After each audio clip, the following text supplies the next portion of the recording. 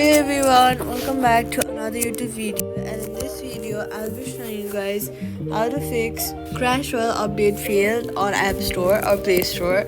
If Clash Royale won't update, this is usually a storage or a store issue.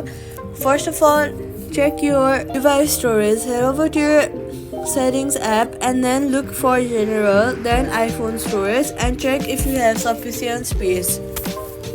Often updates need extra space during installation, even if the app itself isn't large. Then make sure your internet connection is stable. Use Wi-Fi instead of mobile data if possible. Then make sure your internet connection is stable. Try connected to a stable Wi-Fi so your app will operate smoothly.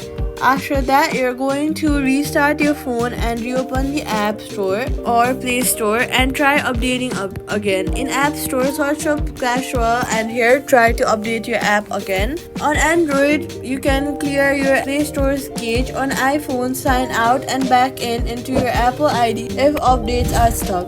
And that's it. Subscribe for more quick fixes.